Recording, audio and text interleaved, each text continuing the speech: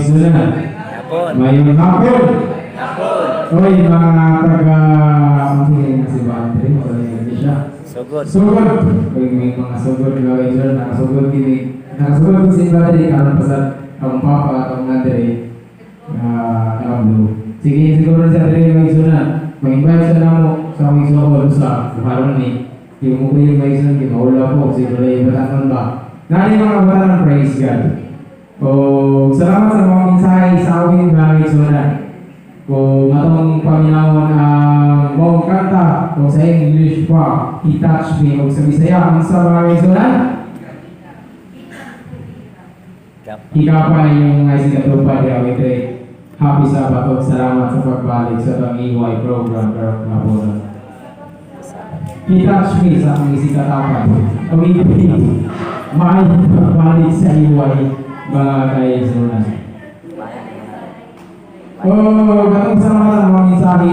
Kausa pa di ay. Katong pasalamatan ang may pasalamat in behalf of Kanulaw Gani Aridri, Kanulaw Church. Nato yung sa atong church sa Kanulaw Gani Sunan. Dili lang kami Aridri. Siguro dili na ni first and last. Siguro mabalik-balik kita yung sa Katolik Kalsada, ay parking area. So kasi mabalik-balik. At ito sa atong Kanulaw, sa atong church sa Kanulaw Gani Sunan. Magsalamat sa mga mensahe sa amin. Ngayon ko tanong ako ganyan sa itong nagugtingog. May sunod ako ay sa tingog pero gamay siyang tao. So naandari kung nakapula ang nagdawag guitar mga kaisunan na katungalan na o balitaw na siya. Minsan rin mga nagpahipit yung mga kaisunan. Ato ang nagpahipito na. Ato kita sa sunod dito kita sa gawas. So balitaw na siya mga kaisunan. Nakuha na siya tingog. Gamay na siya pero God gave him much blessing sa talent mga kaibigan. So, JC Martinez, yung Father Dear, Joselito Martinez, yung batong Koreano nga. Koreano din mga kaibigan. Si Brother, atong tawag ko akong youth leader sa Kanulaw si Brother Ryan. Dili na siya Koreano pero hampak yung kami din ang isang din ito Father mo sa Brother Daniel. So, ako natasan sa mensahe sa natong tanan. This is not for the youth only but for all. Dapat na may isa na ihatag kami sa ang leader sa among youth dito sa Kanulaw, si Brother Ryan Hampak ay tumangita pag mensahe nga serious from divine na ano siya may sunan. Kung ano sa mga youth, kung sige ka katawag, naabo na may sunan. Kung ganahan ka kumina, naabo na siya may sunan. Pero niya na siya kay muha lang na kay iyahaman ay muha lang na doon kay iyahaman ang Bible drill. However, dito ang dapat nilong na sa pangalan, sige po ngayon morning spelling o R-A. Gusto mo tayo kumain sunan. So, hindi ko pabalikan. Matod pa sa ka 1,000 missionary, duha ko silang missionan sa Kanulaw. Ako sa Russian, ako sa pure Filipino. Nga, once nagana ka o bakit, ayaw din siya with decline. Kaya naman, blessings na ni mga missionan. Amen? Amen. So mga insight sa ito tanan kapag dalawang ko kamo sa usa ka insight nga kuha kining giuluhan ko diho na ato dinhi siya nagkusga nga sulat nga isulan kay di na ba ko kadi. Ang title na nila isang giuluhan ko kini siya o sheepness o sheep. Ang pagkakarnero sa usa ka karnero mga isulan. Siguro ako pa rin nagtagog ini siguro mo pa wala pa. Sa pagsulat ng wali mga kaigsunan, sa pagbasa na ko sa kaya ginatag ng mga text, sheepness o sheep, ang pagkarnero sa karnero mga kaigsunan, ang nakuha ito concept, karnero rin mga kaigsunan, unsa may sheepness, the word, ang gusto yung search sa ito ang nagpala ng auntie, kailangan ang pinsa na, at ang ating daling daw pangalan sa mga estudyante, si ato Ryan mga kaisunan. If ever search nyo siya, wala'y word nga sheepness mo gawas mga kaisunan.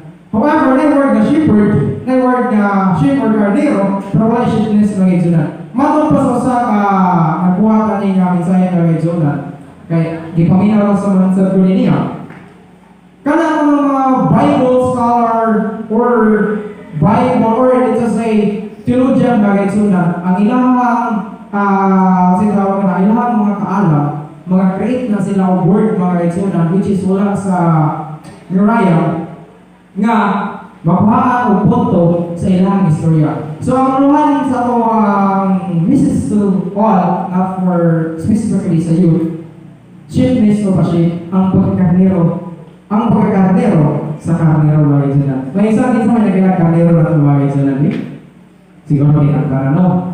Same concept, physical appearance, mura na siya kaning mga kaigsunan.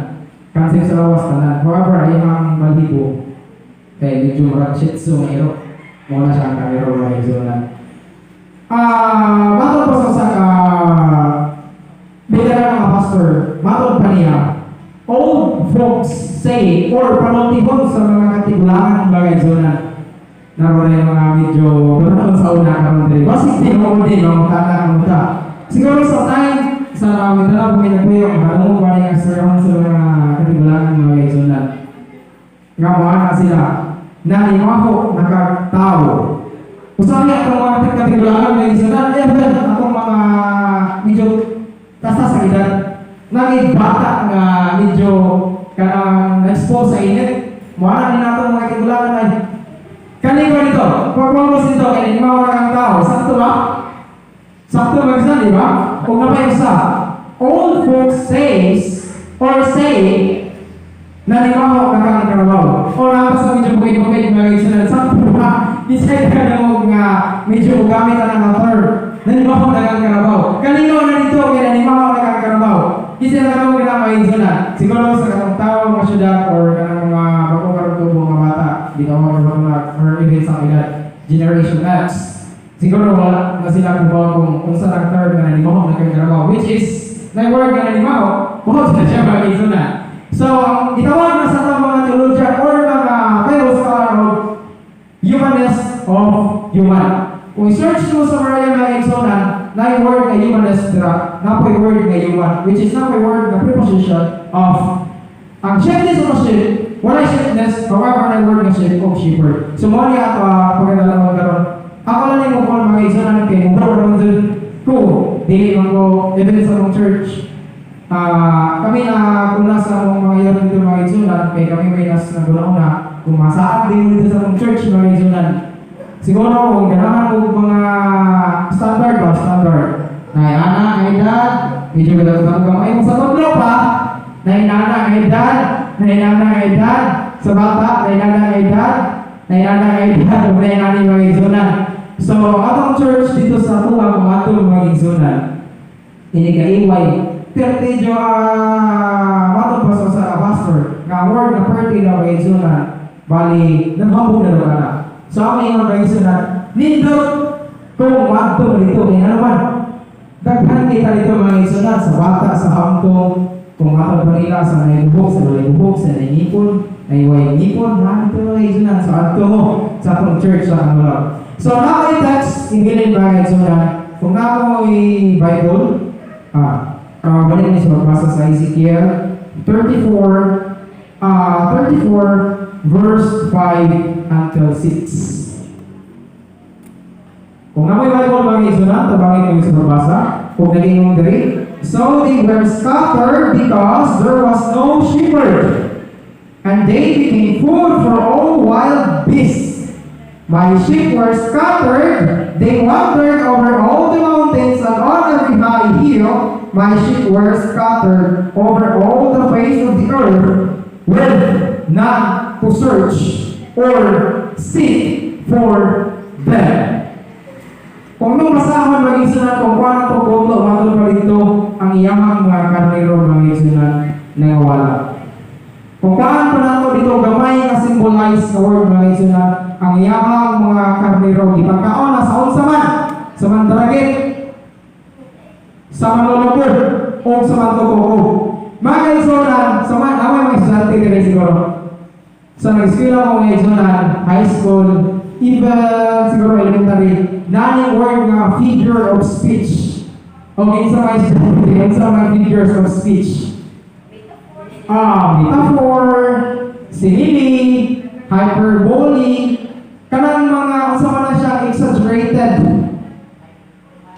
Kanang kung mauyag pa mga isunan, pahawag pa ang bitukod. masama na siya kami doon para ako ang makapunod ang imong butong kasing-kasing na sidak-sidak sa akong mga mata. So, ang tawag na sa figures of speech kay hyperbolic or exaggerated ng mga pamulo. Mga kaisonan, sheepness of a sheep, ang pagkakarnero sa sakakarnero, matod pa sa pastor, kung na diha og figures of speech or symbolical nga pulo. Mga kaisonan, masugutan sa dili, karnero, hiingon pa sa pastor, ang karnero mga kaisonan, kita na isip mga Kristohanon sulod sa iglesia. Huwag rin matao din mga kaisonan, di sa magdili na magri, di sa pagmuling-uling ka sa pamulo mga kaisonan. Sheepness of a sheep, karnero, ang pagkakarnero sa sakakarnero. Figures of speech, ikuha sa symbolism, concept, kakitang mga Kristohanon mga kaisonan, kita ang karnero nga nakasulod sa turin or iglesia o asa sa karon ng gabarong nagalipad. Ito, sakto mga kaisonan? Budawat pa sa karnero tao din.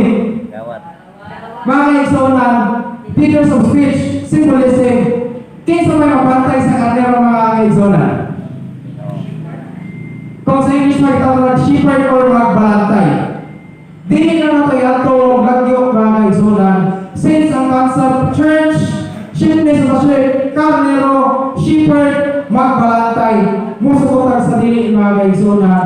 Ang usa sa concept nga gihatag o tugon sa usa ka for real nga kanang tinuod nga kanang atong susihon o atong sutao po nga magbalantay si Ginoong Hesus ang gipabutan as local diri sa atong kalibutan diri sa iglesia. Shepherd, elders, pastors, conference leaders, mission leaders mga kaisonan. Dili na nato iatog pastors, missions or pastors, kapitan natong pastors. So sa iglesia, figures of speech, symbolism, concept, karnero, itatalan nga na diri shepherd, mauna ang saman. Elders, leaders, sulod sa iglesia mga kaisonan. Sa kaya kung bukid sa mga kaisonan ginagamit, alam din ko, born na din as gikan sa Mindanao na ay at ba sa ibukid man sa nang balay masaya kay siguro diri nga bukid kay ang inyong silingan kay makita ra o matawag ra among gibuyan sa mga isunan nagidad ko 1 until 10 nami sa gitawag ko na lupa bukid suba balay ng mga isunan. Ang silingan muna isa ka factor sa mga ibuyan sa unang may sa Mindanao before kanyari Dayo Cebu. Once kanya kay wala man ni kurente ang ikaw ng kay suga. Once kanya mga igsunan nga mulan namin dirty kitchen. Once kanya mulan mga igsunan uso sa factor ng problema. Once mabasa ang posporo mga igsunan mag-isod ikaw pamahaw. Ito siguro na panahon to. Once, bilik mo sigaw sa kusuro. Tingnan na mga isolat sa nagpuyo-puyo buwet. Susunod na kusuro din sa mga ilo, bumasa ko mga buwan ko sa baka mo yung mga laki. However, may na lang mga magkaroon. So, susunod na mo din mga isolat ang kusuro para asaman. Kanang yung pakita sa kusuro mga isolat. Once na isusunod yung nag-ilo, kanubayan na mga isolat, mauga na! Mauga! So katuyan kandidatan, bulan na na init. Once bulan mo yung init mga isunan, siguro mauga pero kung bukan sa iyo mag kung nga sa walay silingang lugar so layo. Makakuha mi kayo mga isunan, magsakit pamitikas mungkod or mulakaw pa mi assault, saka, suba, usa pa mi makapangayo o kuhan, inalang mi ka. So, sa mga atbang sa bukid mga isunan, na siya'y turil or sitawag na namin. Nga buyan niya nagbuhay sa karnero mga isunan. Kaninong shepherd mga isunan. Iya yun di monitor ang sunod siyang turin nga walay karnero mo gawas. Shepherd, leader, elder, youth leader. Dili dahil ta matol po sa kapastor nga short tempered sa mga kasing-kasing once sa shepherd. At tuwa na silang girahon sa mga sungkod ginadala. Once, sukod nga literal nga nasa itong kasing-kasing ang imuhang attitude. Shepherd, elder, youth leader sa church, matag usa na itong mga igsunan na itas. However, leader, elders, ginatagan sila taas nga tahas din sa iglesia mga igsunan para ang hinay o biras sa mga karnero nga nanggawas nga ito sa tuloy. Musubukan sa dili mga igsunan na ay factor ang usa ka karnero o usa ka shepherd nga dili magkausa sa tuba. Usahay na mga karnero mga igsunan nga magawas din sa tuloy. Dili magpabira sa shepherd na nagdumala nila. O once magawas ka sa tuloy mga igsunan nga asa kagikan matod pa sa teksto sa Ezekiel 34:5-6. Kung magawas ka diha sa mga tuloy, pwede ka makaon sa unsaman. Mago, literal, karnero, pwede ka kaon diha sa unsaman. Mabangis nga lupo. Atong basihan sa iglesia, pwede ka kaon diha asaman. Club. Pwede ka kaon asaman. Big parties. Pwede ka kaon asaman. Bisyo. Once gani ang shepherd, mubong siya tempered rugged zonan, pwede na dito makaon niyang karnero ng inisagupan din misulod sa iglesia. Figures of speech symbolism, chiefness of sheep, karnero, kita nga natin sa iglesia kung asa ta karon nga nasod nga korel. Matod pa sa usa ka pastor nga zonan, kung asa ta nasod nga korel karon, which is mo niya kung gisimba ni Maya bunta ng hapon, ayaw lang gawasan ng naturila. Shepherd, kung imong pagdumala sa usa ka korel mga kaizunan, nga wala ka sa imong pagka-shepherd nga dili po ka angay mubaton og mga karnero, usahay dili po ka tuhan sa imong karnero nga gidumala. Figures of speech, sungkod ng idala ng shepherd, mga kaigsunan mo na yung birahan to sa imong karnero nga igawas sa korel. Mga kaigsunan mo subutan sa dili, ang ato ang korel gamay, ang nagwas-gawas sa korel, pertain na po which is na worldly, or nga gipahuwag na sa Ginoo mga kaigsunan.